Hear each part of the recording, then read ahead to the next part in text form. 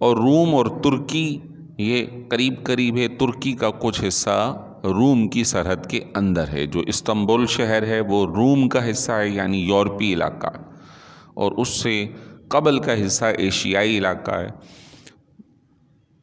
حضرت سیدنا ابو ایوب انصاری رضی اللہ تعالیٰ عنہ کا مزار شریف وہ یورپی سرحد کے اندر ہے تو ترکی میں، لیکن اس سرحد میں، اور اس زمانے میں جب جنگ ہوئی تھی تو اس طرف عیسائی تھے، ادھر مسلمان تھے، اور پھر جنگ کے دوران حضرت ابو ایوب انصاری رضی اللہ تعالیٰ عنہ کا وصال ہوا تھا، تو مسلمانوں نے ان کی سرحد میں انہیں جو ہے مدفون کیا تھا، اور اب الحمدللہ وہ علاقہ مسلمانوں کے پاس ہے عرصہ دراز سے۔ بہرحال وہ لوگ جو کہ اپنا علاقہ چھوڑ کے گئے تھے، تو اللہ تبارک و تعالیٰ نے اس تیسرے رکوع کے آغاز میں یہ ارشاد فرمایا کہ تم انہیں جاگا ہوا سمجھو گے حالانکہ وہ سوئے ہوئے ہیں، اور ہم انہیں سیدھی جانب اور الٹی جانب کروٹ دلاتے رہتے ہیں۔ اور ان کا ایک کتا اپنی جو ہے اپنے ہاتھ یا اپنی اگلی ٹانگیں پھیلائے ہوئے چوکھٹ پر پڑا ہے، اور اگر تم ان پر باخبر ہو جاؤ، وہاں انہیں دیکھ لو تو تم منہ پھیر کے بھاگ جاؤ اور تم رعب سے بھر جاؤ۔ یعنی وہ کیفیت ایسی تھی، وہ ماحول ایسا تھا کہ اگر کوئی بندہ وہاں جا کر اس غار پر پہنچ جاتا تو وہ دہشت زدہ ہو جاتا تھا۔ یہ کوئی عام بات نہیں ہے، جب ہے تبھی اللہ تعالیٰ نے فرمایا ہے، تو ایسا ہوا کرتا تھا۔ بہرحال آگے اگلی آیت جو ہے وہ شروع ہو رہی ہے، جو ہمارے آج درس کا حصہ ہے۔ ارشاد فرمایا وَكَذَلِكَ بَعَثْنَاهُمْ لِيَتَسَاءَلُوا، جس طرح ان کا صلح دینا، کروٹ دلانا یہ ہماری طرف سے تھا، اسی طرح ہم نے انہیں سلانے کے بعد بیدار کیا۔ اب وہ کتنا سوئے، جیسے خود قرآن نے کہا کہ لوگوں میں معروف تھا وہ 300 سال سے زیادہ سو رہے تھے، غائب ہو گئے تھے، پتہ نہیں۔ جو بادشاہ جس کی وجہ سے وہ علاقہ چھوڑ گئے تھے وہ مر گیا، اس کے بعد بادشاہ آ گئے، پھر وہ مر گیا، پھر اور آ گئے، جنریشن پوری چینج ہو گئی 200-300 سال کے اندر۔ تو جس کی وجہ سے بھاگے تھے وہ وجہ یہ تھی کہ وہ بادشاہ مسلمانوں کو، یعنی مذہب عیسائیت پہ کاربند لوگوں کو زبردستی بتوں کی پوجا کی طرف لے کے جاتا تھا، یعنی اللہ تعالیٰ کی وحدانیت کا انکار۔ حضرت عیسیٰ نے تو توحید کا درس دیا، جو آپ کے ساتھ تھے وہ بھی توحید کے قائل تھے، اور رسالت حضرت عیسیٰ علیہ السلام کے قائل تھے۔ یہ تو بہت بعد میں حضرت عیسیٰ کو لوگ خدا کا بیٹا کہنا شروع ہو گئے، یعنی توحید کے اندر انہوں نے شرک کو داخل کر لیا، اور انہوں نے حضرت عیسیٰ علیہ السلام کے واقعے کو اپنے لیے کفارہ سمجھ لیا۔ یہ ہم نے بڑی ڈیٹیل سے سورہ مائدہ جب پڑھی تھی اس میں عرض کیا تھا کہ ان کا نظریہ یہ ہے آج عیسائیوں کا، کہ حضرت عیسیٰ علیہ السلام کیونکہ سولی پر چڑھ گئے اور وہ ہماری سب کی طرف سے کفارہ بن گئے، اب ہم جو کچھ کریں ہمارا ایک ہی کفارہ کافی ہے، اب ہم پر کوئی گناہ نہیں ہے، ہم پر کوئی گرفت نہیں ہے۔ یہ ان کا ایک نظریہ ہے، جبکہ قرآن پاک نے ان کے اس نظریے کا رد کیا ہے، وَمَا قَتَلُوهُ وَمَا صَلَبُوهُ وَلَكِنْ شُبِّهَ لَهُمْ۔ نہ تو حضرت عیسیٰ کو کسی نے قتل کیا، نہ ہی انہیں سولی دیا گیا، اور یہ ان کو ایک شبہ پڑ گیا ہے۔ اللہ نے فرمایا ہم نے انہیں اٹھا لیا ہے آسمانوں میں، تو ہمارا نظریہ تو وہ نہیں جو ان کا ہے، اور نہ ہی ہم ان کو خدا کا بیٹا یا اس کا ساجی یا شرکت کسی صورت ہم نہیں مانتے۔ تو وہ لوگ جنہیں سلا دیا گیا تھا ہم نے انہیں بیدار کر دیا۔ اب بیدار کر دیا لیتساءلوا بینہم، تاکہ وہ آپس میں ایک دوسرے کا حال چال پوچھیں۔ اب کہتے ہیں بعض مفسرین کہ جب وہ بیدار ہوئے تو ایک دوسرے سے پوچھنے لگے بھئی تم صحیح ہو، تم صحیح ہو۔ اب آگے جو ہے باقاعدہ مکالمہ بھی آ رہا ہے کہ انہوں نے ایک دوسرے سے مزید کیا بات کی۔ قال قائل منہم کم لبثتم، ان میں سے ایک نے دوسرے سارے لوگوں سے پوچھا بھئی تم کتنی دیر یہاں ٹھہر گئے؟ قالوا لبثنا یوما او بعد یوم، سب نے مل کے کہا بھئی ایسا لگتا ہے کہ ایک دن یا کچھ حصہ، کہتے ہیں صبح کے ٹائم وہ سو گئے تھے یا رات کو سو گئے تھے، جب وہ بیدار ہوئے تو شام ہو رہی تھی، سورج غروب ہونے کو آ رہا تھا، تو بعض نے کہا بھائی پورا دن گزر گیا، اب سورج غروب ہونے کو آ رہا ہے تو ایک دن گزر گیا ہے، بعض نے کہا نہیں ابھی ایک دن پورا گزرا نہیں ہے، ابھی سورج ڈوبا نہیں ہے۔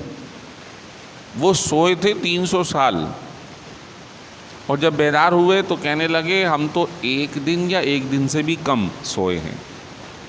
بس اسی چیز کو بتانا مقصود ہے اس قرآن پاک کے اس حصے سے کہ جب تمہیں موت دے دی جائے گی اور جب تمہیں اٹھایا جائے گا تو عرصہ صدیاں گزر چکی ہوں گی، عرصہ دراز گزر چکا ہوگا، لیکن جب بیدار ہوں گے تو ایسا لگے گا ابھی تو لیٹے تھے، ابھی تو لیٹے تھے۔ کفار بھی یہی کہیں گے، اور مسلمان سبحان اللہ، مسلمان کا تو عالم ہی کچھ اور ہوگا۔ مسلمان کے لیے یہ حدیث شریف ہوگی کہ جب مسلمان اپنے قبر کے سوالات میں کامیاب ہو جائے گا، من ربک ما دینک ما تقول فی حق ھذا الرجل، کہ تیرا رب کون ہے، وہ کہے میرا رب اللہ ہے، تیرا دین کیا ہے، وہ کہے میرا دین اسلام ہے، پوچھا جائے سرکار کو دکھا کر کہ بتا ان کے بارے میں تیرا کیا نظریہ ہے، وہ کہے کہ یہ میرے رسول ہیں، میرے نبی ہیں، اس کو پھر کہا جائے گا نم کنومۃ العروس، ایسے سو جا جیسے دلہن سوتی۔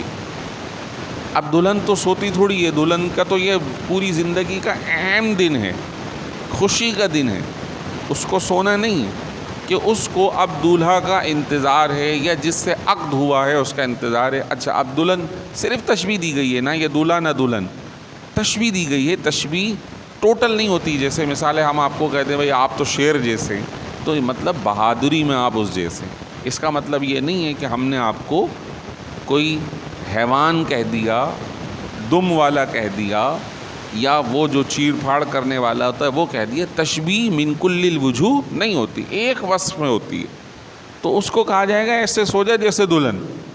اب دلہن کے لیے بستر بھی نیا ہوتا ہے، خوشبو بھی ہوتی ہے، ہار پھول بھی ہوتے ہیں، اس کا ساز و سامان بھی نیا ہوتا ہے، اس کو بنایا سنوارا بھی جاتا ہے۔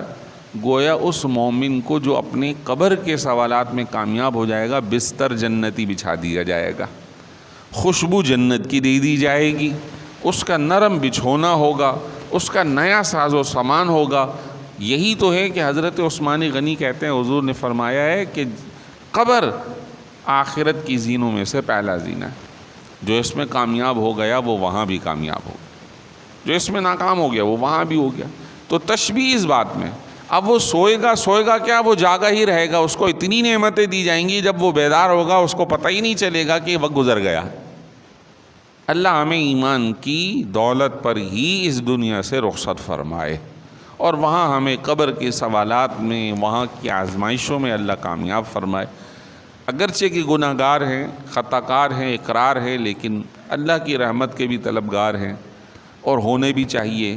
پرانے اپنے گناہوں سے توبہ کرنی چاہیے۔ اگر کسی کا حق دبایا ہے، ظلم کیا ہے، اس کا حق واپس کریں یا اسے راضی کر لیں کہ میں دے نہیں سکتا لیکن تو راضی ہو جا کہ میں نے فلاں موقع پہ تیرا حق دبا لیا یا تجھ پہ ظلم کر لیا۔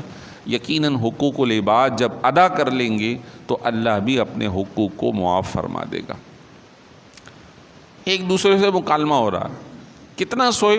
بولے اتنا سوئے، ایک دن یا اس سے بھی کم۔ پھر آپس میں کہنے لگے قالوا ربکم اعلم بما لبثتم، کہنے لگے تمہارا رب ہی جانتا ہے کہ تم کتنا یہاں ٹھہر گئے، ان کو خود بھی نہ پتہ چلا۔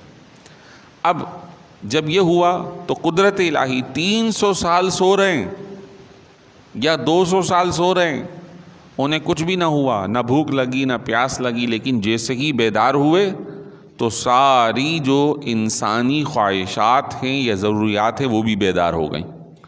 اب جیسے ہی بیدار ہوئے بھوک لگنے لگ گئی، بھوک لگی تو اب کھانا کھانا ہے، تو کہا بھائی فَبْعَثُوا أَحَدَكُمْ بِوَرِقِكُمْ هَٰذِهِ إِلَى الْمَدِينَةِ، پھر آپس میں صلاح مشورہ ہوا کہ بھئی سب نہ جائیں،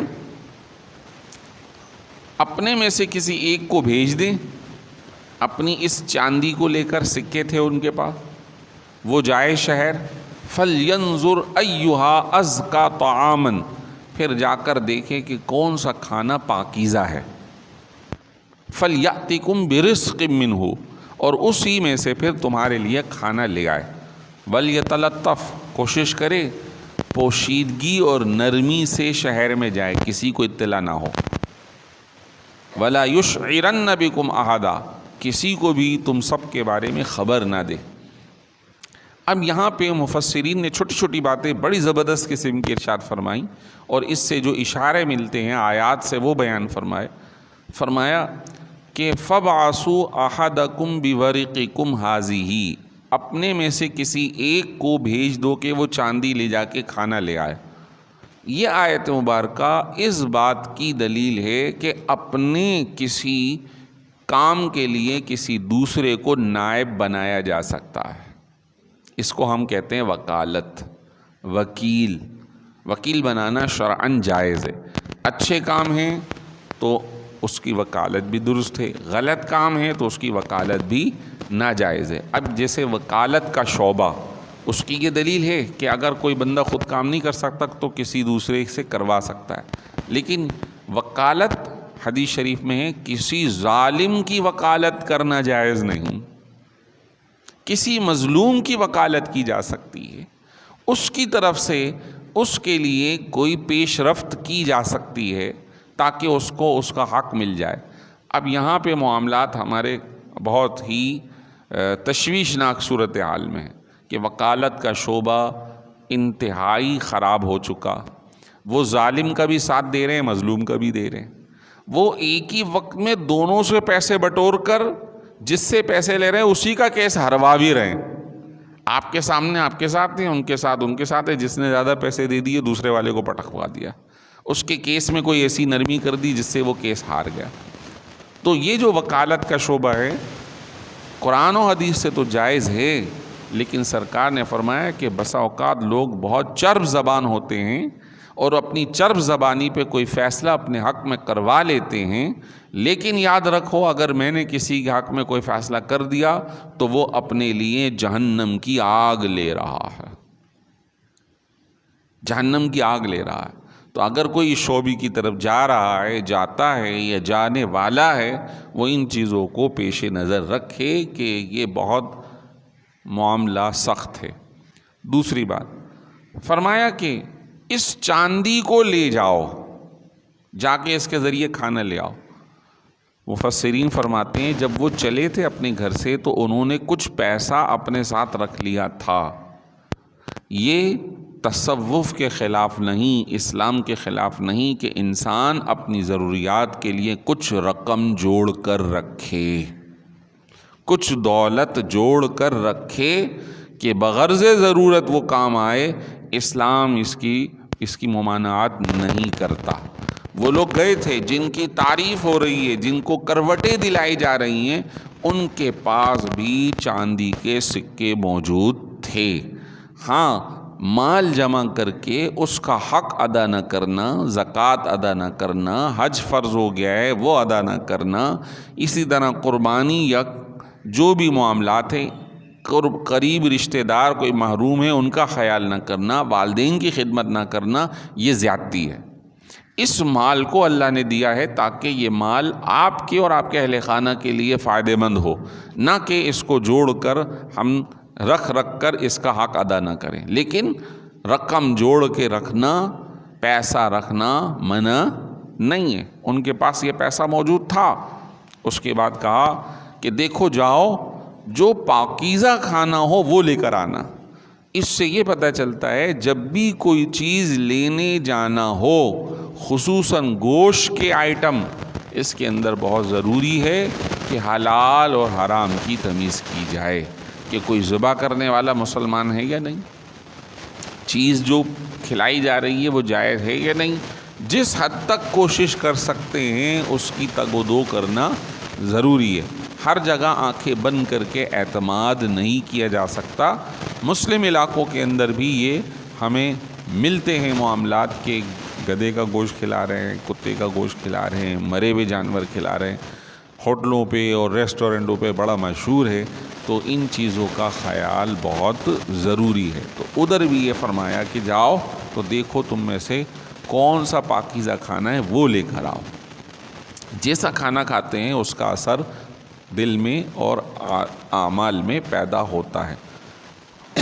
دوسری بات فرمائی کہ دیکھو نرمی برتنا، وَلْيَتَلَطَّفْ۔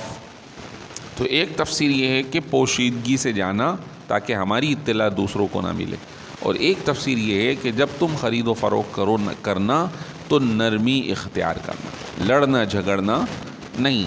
تو معلوم یہ ہوا کہ خریدار ہو یا بیچنے والا، پرچیزر ہو یا سیلر ہو، وہ ہر حال میں نرمی کا مظاہرہ کرے، سختی نہ کرے۔ تو سختی کرنے سے معاملات خراب ہوتے ہیں۔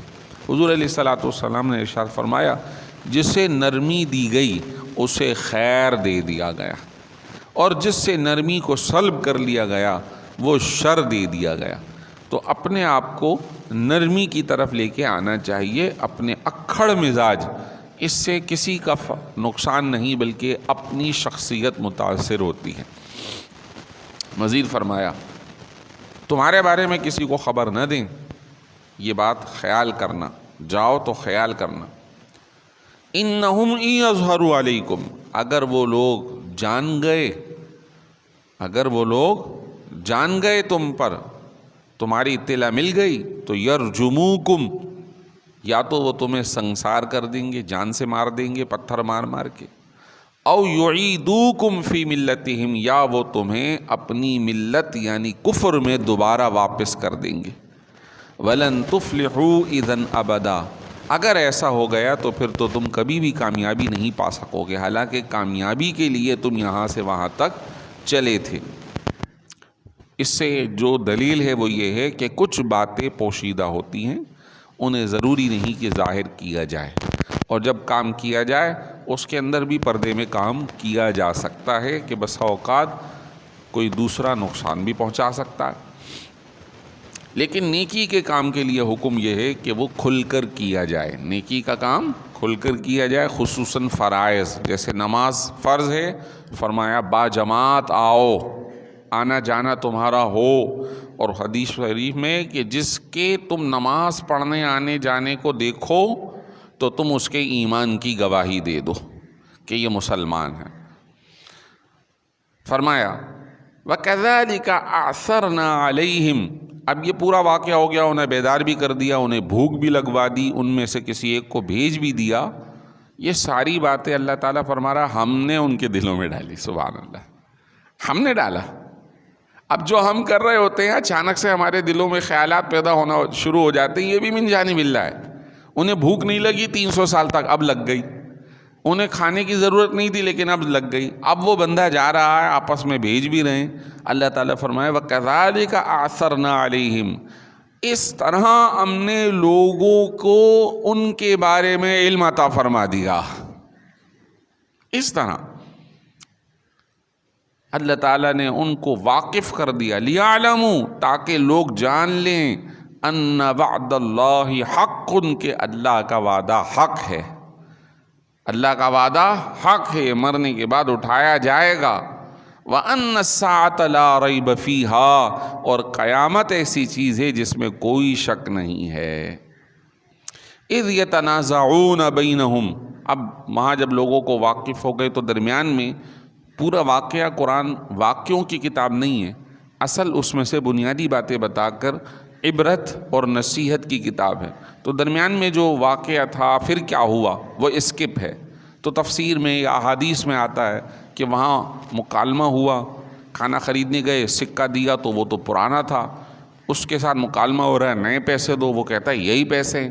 حتیٰ کہ یہ بات لوگوں میں مشہور تھی کہ یہاں کے کچھ لوگ بھاگ گئے تھے، اب آپس میں لڑائی ہوئی تو اس نے وہاں کا جو سربراہ تھا، پولیس انسپیکٹر یا گورنر، اس کو بلا لیا کہ بھئی اس کے پاس یہ سکہ ہے۔ پتہ چلا کہ اس کے پاس کوئی خزانہ ہے، بولا ہمارے پاس تو کوئی خزانہ نہیں۔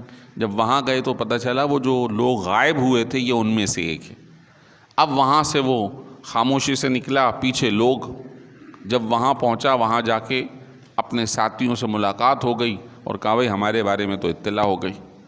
اب وہ وہاں پہنچے ہیں اور من جانب اللہ پھر دوبارہ ان کی موت واقع ہو گئی، ان کی روح سلب کر لی گئی۔ اب وہ وہاں پر ہی ہیں، پیچھے سے لوگ آ گئے۔ اب جب آ گئے اور ان کو اطلاع مل گئی کہ یہ ہے وہ جگہ جہاں وہ آ کے چھپے ہوئے ہیں، تو اب قرآن کہہ رہا ہے آگے، اذ یتنازعون بینہم، آپس میں لوگ جھگڑنے لگے، امرہم، ان کے معاملے پر، کہ یہ جو نیک لوگ ہیں، فقالوا بنوا علیہم بنیانا، بعض لوگوں نے کہا کہ بھئی ہم یہاں پہ ایک عمارت بنائیں گے۔ تو شارحین لکھتے ہیں کہ کچھ لوگ تھے جو یہاں پہ جو بت خانے تھے اس نما کی کوئی عمارت بنانا چاہتے تھے۔ ربہم اعلم بہم، اللہ ان کو خوب جانتا ہے۔ قال الذین غلبوا، لیکن جو لوگ غالب آئے ہوئے تھے، یعنی حکومت جن کے ہاتھ میں تھی وہ مسلمان ہو چکے تھے، علی امرہم، جو لوگ ان کے معاملے میں غالب آئے، انہوں نے کہا لنتخذن علیہم مسجدا، ہم ان کے قریب مسجد بنائیں گے۔ تو کچھ لوگ عبادت خانہ بنانا چاہتے تھے، لیکن جو غالب لوگ تھے وہاں پہ انہوں نے مسجد بنائی، یعنی حکومت وقت نے، جو سربراہ مملکت تھے انہوں نے۔ معلوم یہ ہوا کہ صالحین کے پڑوس میں جہاں اللہ کی رحمتیں اتر رہی ہوتی ہے وہاں پڑوس میں نماز کے لیے مسجد بنانا صحیح ہے، اور الحمدللہ مزارات کے ساتھ مساجد تعمیر ہیں۔ خود سب سے بڑی مسجد حضور علیہ الصلوۃ والسلام کے روضہ اطہر کے پڑوس میں مسجد ہے، یا مسجد پہلے اور حضور کا روضہ پڑوس میں ہے۔ اسی طرح مسجد اقصیٰ میں چلے جائیے، کئی انبیاء علیہ السلام کے جو ہے مزارات وہ بالکل قریب میں موجود ہیں اور مسجد اقصیٰ موجود ہے۔ اسی طرح کئی حرم کے اندر بھی کئی انبیاء علیہ السلام کا تذکرہ ملتا ہے کہ ان کے بھی مزارات اندر تھے، اور اب وہ نشانات مٹ گئے ہیں، بس اللہ کی عبادت ادھر ہو رہی ہے۔ لیکن بہرحال مزارات اولیاء کے پڑوس میں عبادت کے لیے مسجد کی تعمیر قرآن سے ثابت ہے، لیکن خود ان کو عبادت کی جگہ بنا دینا، ان کو سجدے کرنا یا ان کی طرف سجدے کرنا، یہ منع فرما دیا۔ تو وہ لوگ یہ چاہ رہے تھے، لیکن اللہ تعالیٰ نے فرمایا نہیں، ان لوگوں نے ان کی بات ایکسیپٹ ہو گئی۔ تو آج بھی یہی ہے کہ مسلمان اللہ کے سوا کسی کی عبادت نہیں کرتا، الحمدللہ علی احسانہ، یہ بات مکمل ہے، کسی میں اس کو شک اور شبہ نہیں ہونا چاہیے۔ ہم مسجد نبوی میں بھی جائیں تب بھی عبادت اللہ اکبر ہی ہو رہی ہوتی ہے، ہمارے مرکز ہیں، ایمان ان کے بغیر قبول نہیں ہے، لیکن اس کے باوجود عبادت پیارے نبی کی نہیں ہے، عبادت اللہ تعالیٰ کی ہی ہے، اور یہی اسلام ہے، یہی دین ہے، یہی ایمان ہے۔ آپ کے رسالت پر ایمان ہے، آپ کی تعظیم و توقیر ہے، آپ کی عزت و احترام ہے، آپ کے بغیر ایمان قبول نہیں ہے، لیکن سجدہ بھی حضور کے مزار شریف کے لیے جائز نہیں، عبادت فقط اللہ کے لیے۔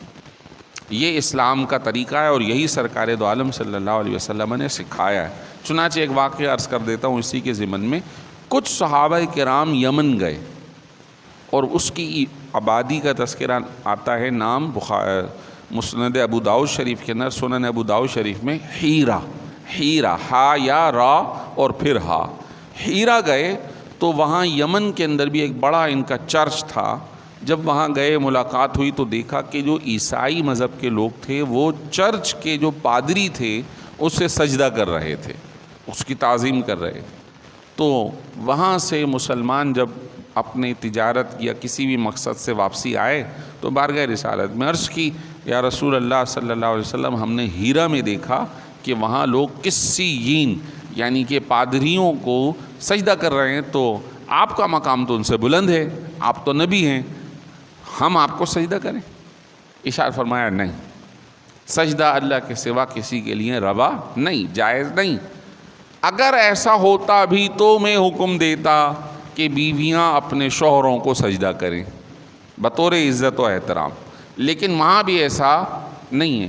اس سے جہاں اس مسئلے کی وضاحت ہوتی ہے وہاں یہ بھی وضاحت ہوتی ہے، اللہ نے مردوں کو عورتوں پر عزت عطا فرمائی ہے، لیکن آج کے زمانے میں یہ جو سلوگن ہے کہ مرد و عورت برابر، اور ایک جیسے ہیں بھائی، انسان ہونے کے ناطے تو ایسے ہیں، لیکن مقام و مرتبے میں اللہ نے شوہر کو عزت و احترام بخشی ہے، اس میں دو رائے نہیں ہونی چاہیے، اس کی بات مقدم ہے، الا یہ کہ وہ ظلم و زیادتی کرے تو پھر شریعت بھی اس کی بات نہیں مانے گی۔